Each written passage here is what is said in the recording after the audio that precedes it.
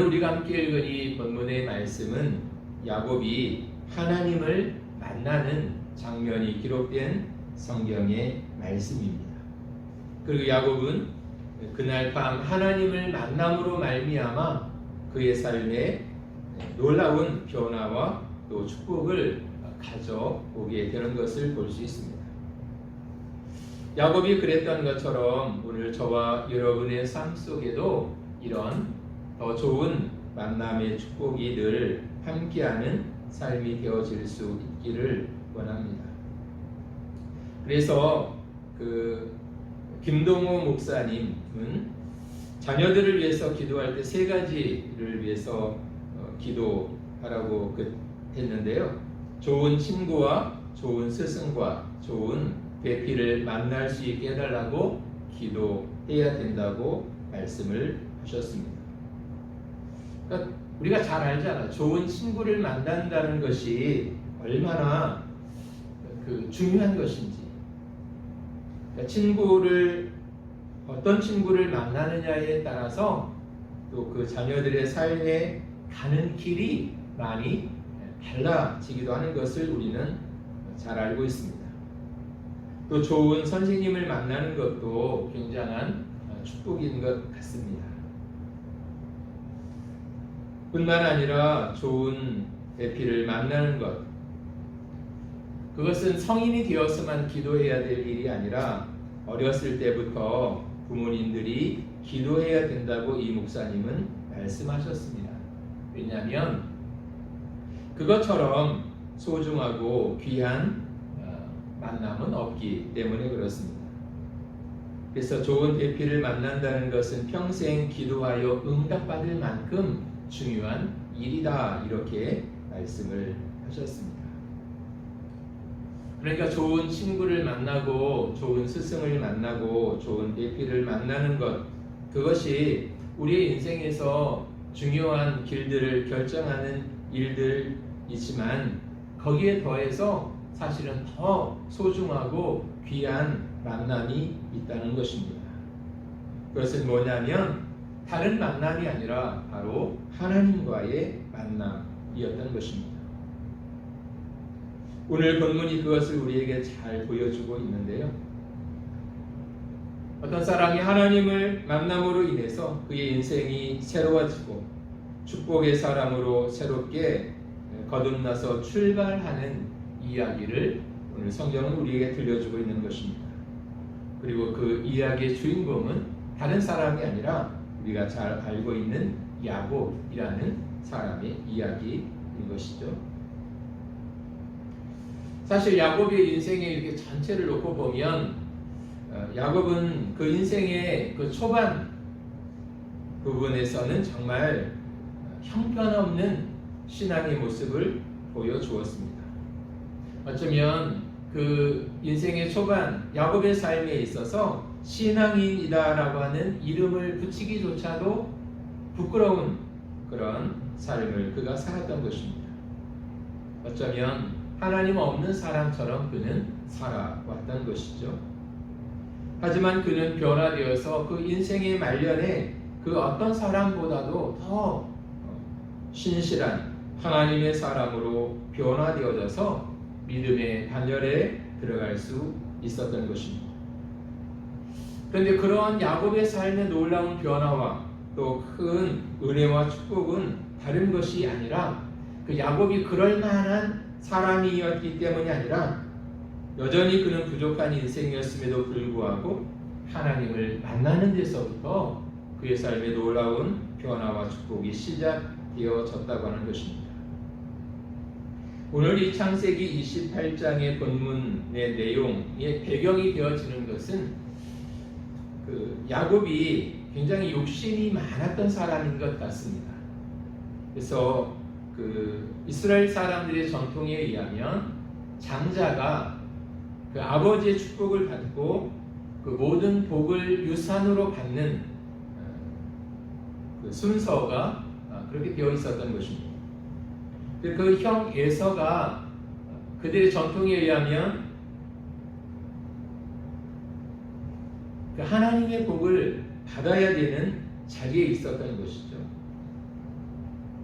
그런데 이 욕심이 많았던 야곱은 그 형을 속이고 나이 많은 아버지를 속여서 자기가 그 형이 받을 축복을 도중에 가로채는 것이죠. 그런데 그것이 들켰잖아요. 형과 아버지를 속였다고 하는 것이 탄로가 났습니다. 그 일로 인해서 야곱은 더 이상 그 집에서 살 수 없는 상황이 된 것입니다. 그래서 그 야곱의 어머니가 잠시만 형과 아버지의 화가 풀릴 때까지, 좀 마음이 누그러질 때까지 외삼촌 집에 좀 가 있어라. 그래서 그는 멀리 떨어져 있던 외삼촌 집으로 떠나가게 되는 것입니다. 그러니까 자기가 원해서 간 것이 아니라 어쩔 수 없는 상황이 됐기 때문에 거의 도망치다시피 해서 그 외삼촌 집으로 가는 도중에 베델이라고 하는 곳에서 잠을 자다가 꿈을 꾸게 되어졌는데 그 꿈에서 하나님을 만나게 되었다고 성경은 이야기하고 있습니다. 그리고 그는 그 꿈속에서 만난 하나님을 경험하면서 하나님의 약속된 축복을 받고 그곳에서 하나님 앞에 자신의 결심을 고백하게 되고 그곳 이름을 베델이라고 짓는 유명한 사건이 소개되고 있는 것입니다. 그런데 야곱이 하나님을 간절히 찾고 내가 하나님을 만나야 되겠다 이런 마음이 있어서 그가 하나님 앞에 막 하나님을 찾고 하나님을 구하다가 하나님을 만난 것이 사실은 아니었다는 것입니다. 야곱이 하나님을 만날 때 야곱은 하나님을 생각조차도 못했을 것입니다. 왜냐하면 지금 그의 형편이 그러지를 못했기 때문이었습니다. 그는 지금 몹시 피곤해 있었고 불안해 있었고 또 외로움 가운데 있었던 것 같습니다. 그리고 많이 힘들고 어려운 상황 속에 있었던 것이죠. 그래서 그는 하나님을 찾을 만한 믿음도 없었고 그런 마음의 여유도 없었다는 것입니다. 그런데 그런 야곱을 하나님께서 먼저 찾아오신 사건이었다는 것입니다. 야곱이 하나님 앞에서 복을 받을 만한 위치에 있지 않았지만 하나님의 복을 받고 있다고 하는 이 사실이 중요한 내용인 것 같습니다. 야곱은 아버지를 속이고 형을 속이고 도망하는 중에 정신없이 잠을 자고 있다가 하나님을 만나게 되었던 것입니다. 하나님께서는 이 야곱을 만나 주시고 네가 왜 아버지를 속이고 형을 속이고 그렇게 형이 받아야 할 축복을 네가 가로챘냐? 너는 정말 좀 혼 좀 나야 되겠다. 하나님이 그렇게 야곱에게 말씀하시지 않았다는 것입니다. 하나님이 야곱이 잘못한 것들에 대해서 다시 한번 이렇게 확인시켜 주시고 그것에 대해서 막 꾸중하시고 그런 장면을 성경에는 등장을 하지를 않습니다. 오히려 반대로 그 야곱의 조상들에게 주셨던 하나님의 약속을 다시 한번 확인시켜 주고 있는 내용들이 성경에는 등장을 하고 있는 것을 볼 수 있습니다. 이 장면을 보면서 우리가 믿는 기독교와 또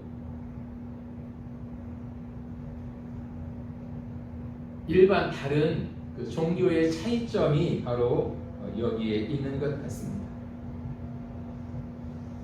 성경이 말하고 있는 구원과 복음이라고 하는 것이 어떻게 하나님을 근거로 하는 것인지, 어떻게 하나님만을 이유로 하는 것인지를 우리에게 알려주고 있기 때문에 그렇습니다. 그러니까 일반적인 종교는 자기가 믿는 신에게 많은 시간과 정성을 들여서 그 신을 감동시켜서 자기가 원하는 어떤 것을 얻어내는 것이라고 생각을 합니다. 하지만 성경에서 말씀하고 있는 이 하나님은 어떤 분이냐면, 우리가 하나님 앞에 뭔가를 다 해서 하나님의 마음을 움직이고 감동시켜서 그 하나님으로부터 뭔가를 얻어내는 것이 아니라, 하나님이 먼저 우리를 찾아오시고 만나주시고 자비와 긍휼과 은혜를 베풀어 주셔서 못난 인생들을 찾아와 주시며 만나 주신다고 하는 것에 초점이 있다는 것입니다. 그래서 오늘 하나님은 야곱을 찾아오셔서 야단을 친 것이 아니라 오히려 그에게 하나님의 복을 약속하고 있었던 것입니다. 그런 야곱을 대하시는 하나님의 모습을 우리가 다시 한번 기억하면서, 사실 우리도 자칫 오해를 해서 내가 하나님 앞에서 뭔가 예쁜 모습을 많이 보여주고 하나님의 마음을 감동시킬 만한 어떤 행동들을 해야 하나님이 나를 예뻐하시고 사랑하시고 은혜 줄 것이라고 생각을 하는 것입니다. 물론 그런 노력들은 필요할 것입니다. 그러나 기본적으로 우리가 하나님의 마음을 그렇게 움직이고 감동시키는 것이 아니라, 사실은 먼저 하나님이 우리를 불쌍히 여기시고 찾아와 주시고 만나 주시고 그 사람에게 꼭 필요한 은혜들을 먼저 주시더라는 것입니다. 그러니까 우리 어떤 조건이나 자격을 따지는 것이 아니라, 하나님은 늘 부족하고 못난 인생이지만 먼저 우리를 찾아오셔서 우리에게 하나님을 보여주시고 하나님의 사랑을 알게 하시고 하나님의 은혜를 주시는 분이시더라고 하는 것입니다. 왜냐하면 그 하나님은 우리의 아버지이시기 때문에 그렇습니다. 그리고 그 하나님은 우리를 사랑하시는 하나님이시기 때문에 그렇습니다. 그래서 우리가 우리 자신의 어떤 연약함이나 잘 못하는 것이나 그런 것들만을 바라보면서 하나님 앞에 낙심할 것이 아니라, 여전히 연약하고 부족하고 못한 것들이 많이 있을지라도 우리가 하나님의 자녀됨을 믿고, 그렇게 내가 부족한 인생이기 때문에 나는 하나님이 필요합니다, 하나님의 은혜와 하나님의 도우심이 필요한 사람입니다, 그런 마음으로 하나님 앞에 나가는 것이 지극히 정상적인 모습일 것입니다. 또 그런 모습을 하나님은 더 기뻐하실 것입니다. 우리가 구원받을 때에도 내가 구원받을 만한 자격이 있어서 그 자격을 보시고 우리를 하나님께서 만나주시고 자녀 삼아주신 것은 아니었잖아요. 여전히 허물이 많고 못하는 것이 많고 잘못한 것이 많이 있을지라도 먼저 하나님이 그런 우리를 용서하시고 찾아와 주시고 만나 주셔서 하나님의 자녀가 되게 하셨던 것입니다. 바로 하나님은 야곱도 그렇게 오늘 대해주고 있는 것입니다. 인간적인 기준으로 보면 야곱은 완전히 탈락하고도 남음이 있는 사람이었죠.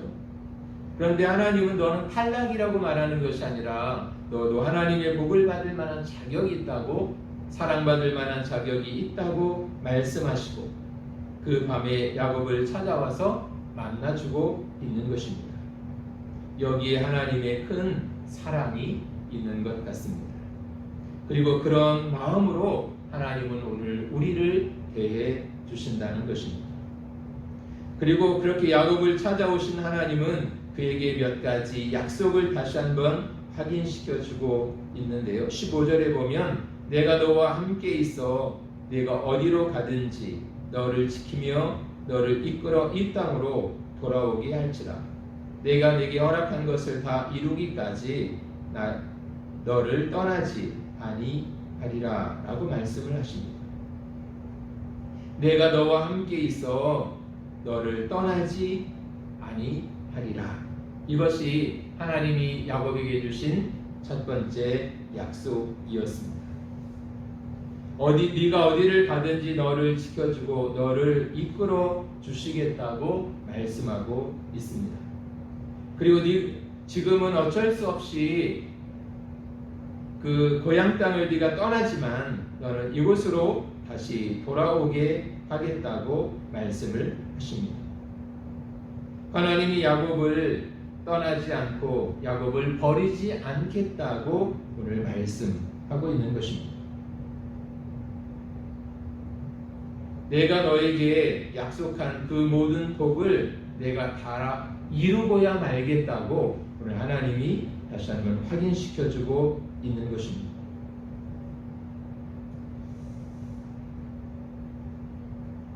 조금 전에 말씀드렸던 것처럼 그 일반적인 종교에서는 신을 감동시켜서 보상을 받아내는 방법으로 이렇게 자기가 원하는 것을 얻으려고 하지만 하나님은 우리가 하나님의 마음을 어떻게 움직여서 뭘 받아내도록 하시는 그런 하나님이 아니라 우리가 늘 부족하지만 연약하지만 하나님 앞에서 그렇게 거룩한 사람들도 아니지만 또 하나님이 약속하신 많은 말씀들을 다 지켜낼 수 없는 힘이 없는 사람들이지만 그럼에도 불구하고 그런 우리를 긍휼히 여겨주시고 오늘 야곱에게 약속하시는 것처럼 우리에게도 동일하게 내가 너와 함께 있을 것이고 내가 너를 떠나지 않을 것이라고 약속하고 있다는 것입니다. 그날 이 약속의 말씀을 받은 야곱은 얼마나 마음이 든든했을까요? 그가 한 번도 가보지 않은 그 낯선 들판에서 혼자 누워있을 때 온갖 생각들이 교차했을 것입니다. 그리고 그에게는 그 외로움과 두려움도 많이 있었을 것입니다. 그런데 그 순간 하나님이 찾아오셔서 지금 이 허허벌판에 너는 혼자 있는 것 같지만 너는 혼자 있는 것이 아니다. 내가 너와 함께하고 있다. 그리고 내가 잠깐 와서 너랑 있는 것이 아니라 항상 너와 함께 할 것이다. 그리고 내가 너를 떠나지 않을 것이고 너는 다시 이 고향 땅으로 돌아오는 그때까지 내가 너를 지켜주고 너를 돌봐줄 것이다 라고 말씀을 하는 것이죠. 그때 야곱의 마음이 얼마나 든든했을까요? 지금까지는 혼자라고 생각을 했는데 내가 혼자가 아니구나. 아버지도 나를 지켜줄 수 없고 엄마도 나를 지켜줄 수 없는 이 외딴 곳에 내가 혼자 있는 줄 알았는데 그게 아니었구나. 전능하신 하나님, 나를 불쌍히 여기시는 그 하나님이 오늘 이 허벌판에도 나와 함께 하시는구나. 그리고 그 하나님이 나를 지켜주시고 나를 돌봐주시는구나. 내가 혼자라고 생각했는데 결코 혼자가 아니었구나. 그것을 깨달았다는 것입니다. 그때 그 순간 야곱의 마음이 얼마나 든든했을까요? 그 순간 그의 마음을 그동안 사로잡고 있었던 많은 염려와 불안과 근심과 공포는 한순간 떠나가게 되어졌을 것입니다. 전능하신 하나님, 살아계신 하나님이 나를 돌보시며 나를 지켜주시는데 까짓 거 뭐가 무섭겠냐, 이런 마음이 야곱에게 찾아왔다는 것입니다.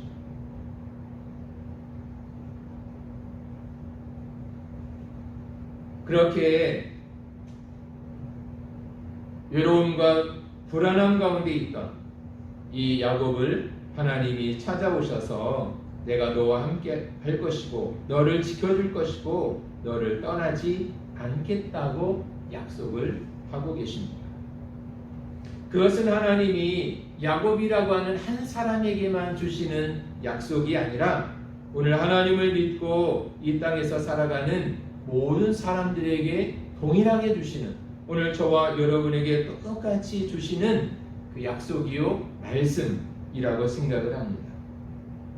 여기 15절을 다시 보시면 내가 너와 함께 있어 네가 어디로 가든지 너를 지키며 너를 이끌어 이 땅으로 돌아오게 할지라. 내가 네게 허락한 것을 다 이루기까지 너를 떠나지 아니하리라. 여기 너라는 말이 계속 나오잖아요. 여기서 너는 야곱을 가리킵니다. 그러나 여기 너라고 하는 이 부분에 가로를 치고 자기의 이름을 넣어 보십시오. 하나님이 나를 떠나지 않고 나를 지키며 나와 함께 하고 있다고 분명하게 말씀하고 있습니다. 오늘 이 말씀을 저와 여러분의 마음속에 깊이 새기실 수 있기를 원합니다. 그리고 이 말씀을 꼭 붙잡으실 수 있기를 원합니다. 야곱의 아버지도 야곱의 어머니도 그의 형도 그를 지켜줄 수 없었지만 그와 함께할 수 없는 그런 시간들이 있었지만 전능하신 하나님 아버지 야곱을 불쌍히 여기시며 그를 돌보시던 하나님, 그 하나님은 여전히 살아계셔서 너와 함께하겠다고, 너를 지켜주시겠다고, 너를 떠나지 않겠다고 말씀하셨던 것처럼 그 하나님은 오늘 저와 여러분에게 동일하게 말씀하고 있다는 것입니다. 이 하나님의 약속, 이 하나님의 말씀이 오늘 저와 여러분의 심령 가운데 큰 은혜로 임하는 이 시간이 되어졌으면 좋겠습니다. 그리고 이 말씀을 붙잡음으로 말미암아 이 말씀이 힘이 되고 능력이 되어 우리의 연약한 것들이 떠나가고 말씀의 능력이 저와 여러분의 삶을 새롭게 일으켜 주시는 능력의 말씀이 되어질 수 있기를 원합니다.